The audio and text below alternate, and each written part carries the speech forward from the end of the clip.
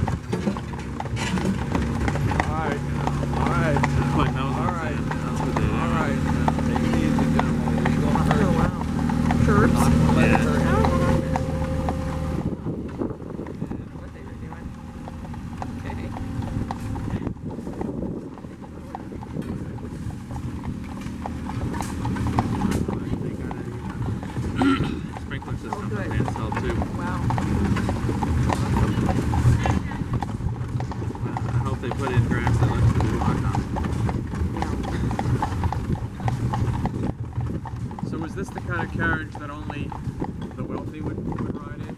All carriages are the kind of carriages that the wealthy would ride in. Even ones with tops. Not even all of the wealthy had carriages. Didn't have any use for them. Much rather have a fine riding horse, but a lot less expensive for them. You got a carriage, you probably got 4 to 6 horses for each carriage.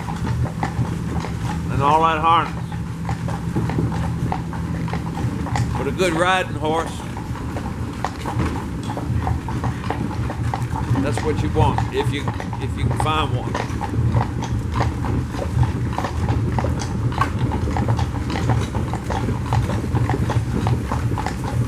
The carriage, now this carriage is very rare in the 18th century because it's topless. You don't want to travel in a carriage with no top. Speaking of that, starts raining. You're in the middle of nowhere. Every time you got out of the town boundaries, you'd be in the middle of nowhere. And would the seat be something like a leather, or would it be something different? You'd have a carriage with a top on. There's a green one working out of the store today. How you doing? Hey, doing good? Yeah. The seats themselves would be leather? Huh? Would the seats themselves be leather? Yes. Stuff would be either cotton or horsehair. No foam rubber.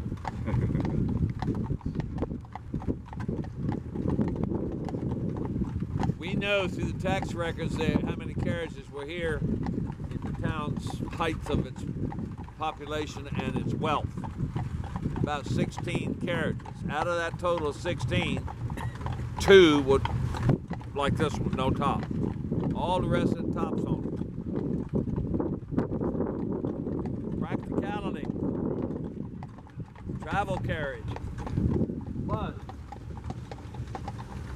most people in the 18th century, no matter where they lived in New York City, or they lived in Philadelphia, or they lived in Williamsburg, or Charleston, or Norfolk, or wherever it was, might have been born there, they lived in there, died there, and never left. Most people never traveled. Only a few. And mainly for government reasons.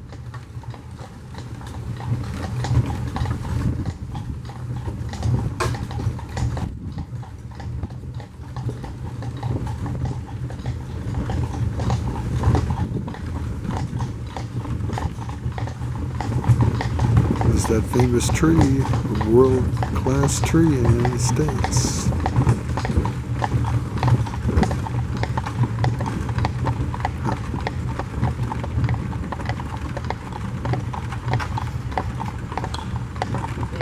Fine-looking hunting dog you have, Mom.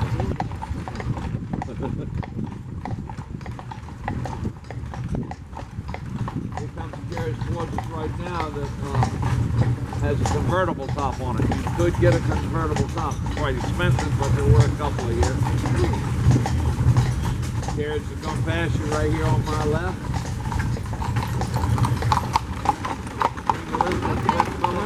Here in 2007, and they rode in that carriage. This carriage is an exact copy of the open carriage owned by the man who lived in that big house right there we just passed. That's the St. George Tucker house, and that was built in 1719.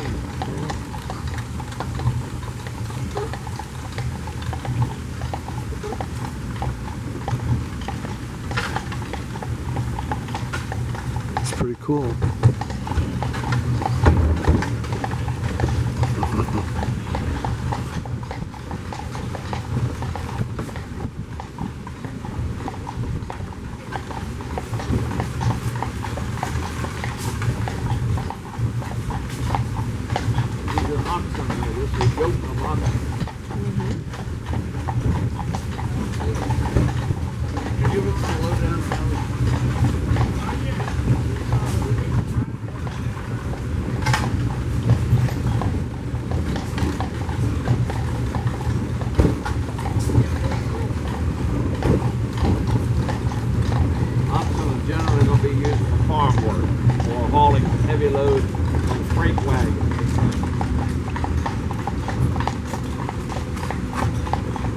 Avoid that mess in the front of me and cut across the green.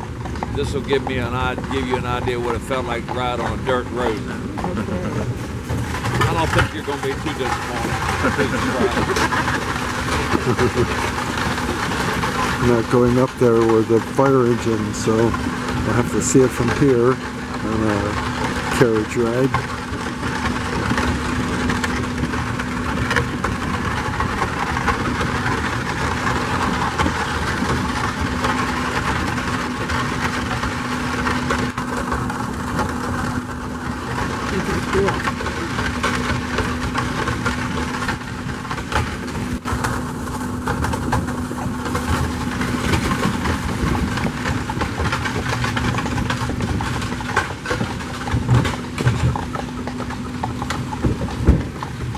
Doing some work there, huh? Cool.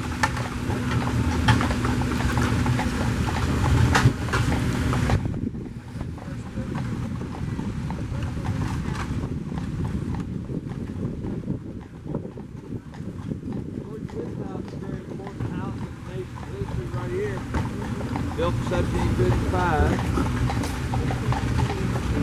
Before there was any law school at the college, a couple of young men went there and studied law with him. You may have heard of them. Thomas Jefferson and John Marshall both studied law in that house with him before taking their exams. George Washington used it as headquarters on the Yorktown campaign in 1781.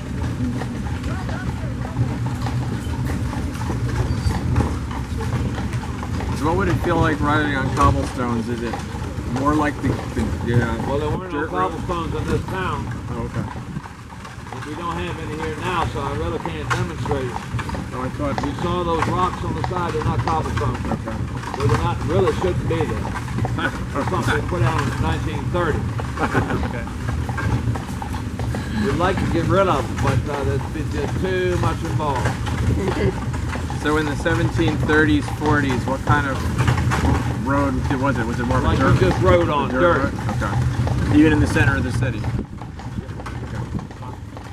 Did use crushed oyster and clamshells in wet spots, but you haven't such sandy ground. That's generally not a problem here. Mud. It would be worst thing about having sandy ground is hot, dry weather gets dusty. Here's a must-see. Folks need to come on over here and go inside the church. 1715 church building. Still active. We heard the bell a while ago. We got some members of the congregation in there that will, volunteers that will tell you very detailed history of that building. A lot of very famous people have been in there to worship.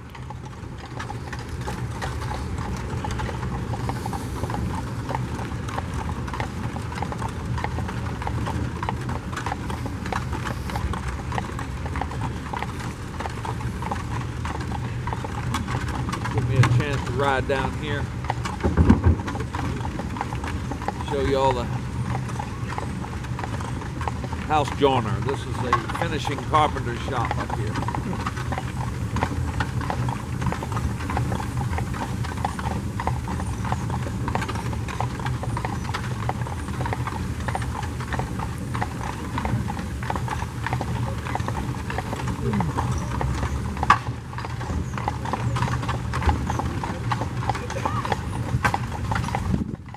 All the buildings here, with the exception of that one and the church, are owned by Colonial Williamsburg. That's owned by the family that built it. But that's an 1858 building.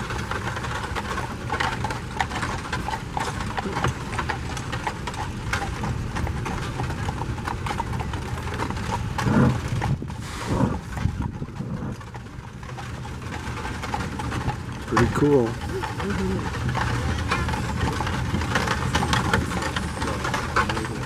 Ah, I see my final resting box is ready.